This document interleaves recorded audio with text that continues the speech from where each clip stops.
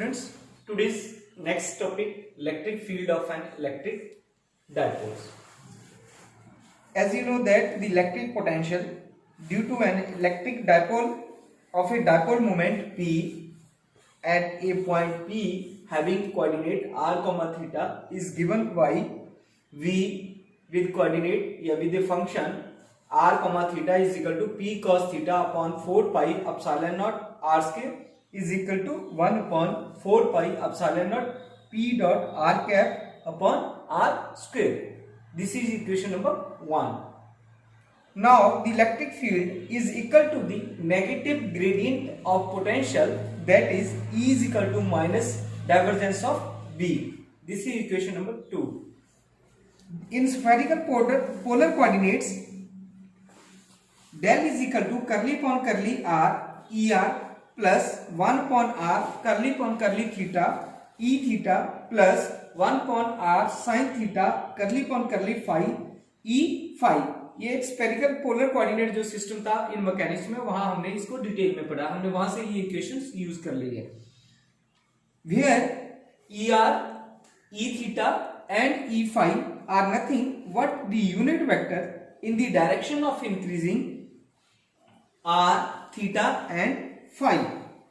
So using equation 1 and 3, in equation 2 we get, this is equation number 1 and 2, here is 3. By using equation 1 and 3, in equation 2 we have E is equal to minus curly V upon curly r ER plus 1 upon r curly V upon curly theta E theta plus 1 upon r sin theta curly V upon curly phi E phi. Since E is equal to ER small ER cap plus E theta plus E phi into unit vector E phi is equal to किसके बराबर आ जाएगा ये? अगर हमने is equal to देखना तो देखो ये E के बराबर है और इसको सारी टर्म मैंने इसके बराबर रख दी. ठीक है. Now comparing the coefficient of ER, E theta and E phi, then ER is equal to minus curly V upon curly r E theta is equal to minus 1 upon r curly V upon curly theta and E phi is equal to 1 upon r sin theta curly V upon curly phi. ये इनको equations को नाम दे दिया हमने. Equation 5 है, 4 है, 5 है and 6 है. ये सारी इक्वेशंस हमारे पास आ गए. अब by using equation 1 and equation 4 to equation number 6, then we have the result ER is equal to minus curly V upon curly r is equal to minus curly upon curly r.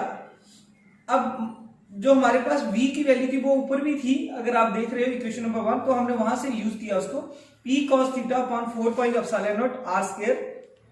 Right. अब उसको हमने फिर rearrange कर लिया इस equations को, minus P cos theta upon 4 pi epsilon not करली upon करली r स्क्वायर था नीचे, जब ऊपर चला गया तो माइनस का हो गया. Then we have 2P cos theta upon 4 pi epsilon naught r square. This is equation number 7. जैसा कि हमने ER के लिए किया था, सिमिलरली E थीटा के लिए भी हम लोग वैल्यू पुट करेंगे minus curly V upon curly theta. तो उसमें क्या था हमारे पास, minus 1 upon r curly upon curly theta P cos theta upon 4 pi epsilon naught r square is equal to minus P upon 4 pi epsilon naught r cube curly upon curly theta cos theta. ये r और r को हमने multiply किया, square को cube बन गया. ठीक है. P बाहर कर लिया और cos थीटा डेरिवेशन के अंदर रख लिया, तो minus P upon 4 pi epsilon naught r cube. अब d upon d theta cos theta क्या होता है, माइनस sin थीटा, तो minus sin theta is equal to P sin theta upon 4 pi epsilon naught r cube. Minus minus plus हो गए, multiplication था, तो equation number 8 होगी. सिमिलरली हम E phi के लिए कर लेंगे, minus 1 upon r sin theta करली अपॉन करली phi P cos theta 4 pi epsilon naught r square.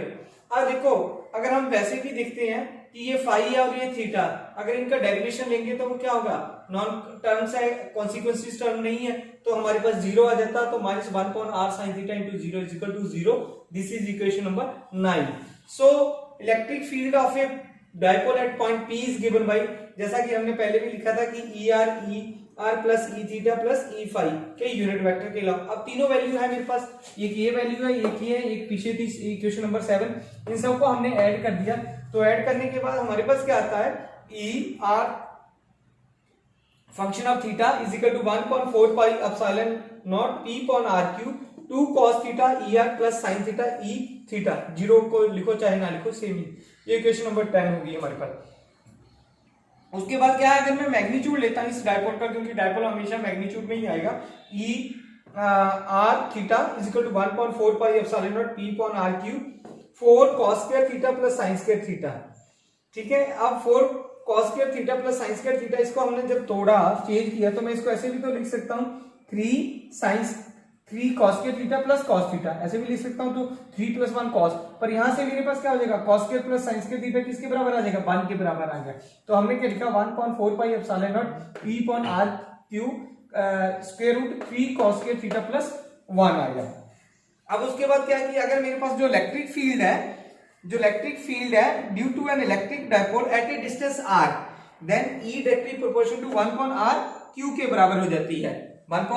अब उसके बाद क्या आता है हमारे पास कि सपोज अल्फा जो कोई एंगल है between E and R, then हम लोग क्या कर सकते हैं, वहां से अगर उस फिगर को देखते हैं तो वहां से हमारे पास क्या बन जाता है, टेंजेंट अल्फा बन जाएगा। ठीक है,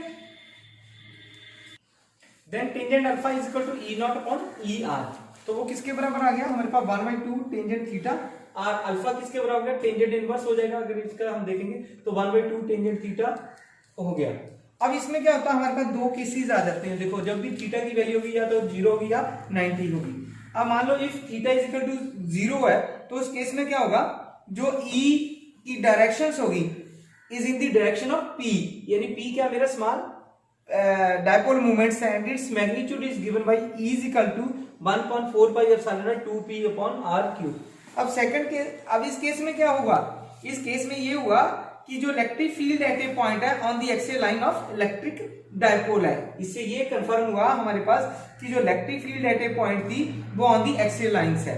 अब मान लो सेकंड केस क्या होता है, हमारे पास थीटा जो 90 डिग्री हो जाता है, तो उस केस में क्या है कि जो E is in the direction of opposite to the direction of dipole moments। ठीक है, तो उस केस में हमारे पास क्या आ गया, E is equal to 1/4 pi epsilon naught p upon r cube.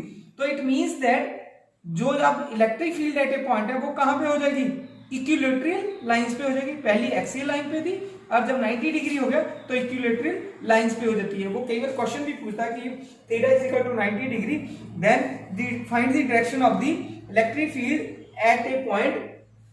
आगे आपको फिलिंग दी ब्लैंक्स भरना कि इक्विलैटरल्स है, एक्सियल्स है, कौन सी लाइंस पे है। तो ये whole about this is about the electric field of an electric dipole. Next हमारे पास इलेक्ट्रिक क्वाड्रुपोल्स होगा, पोटेंशियल ड्यू टू क्वाड्रुपोल्स होगा नेक्स्ट लेक्चर में, और इलेक्ट्रिक फील्ड ड्यू टू ए क्वाड्रुपोल्स ये करेंगे। Hope you enjoy this lecture. Thank you very much.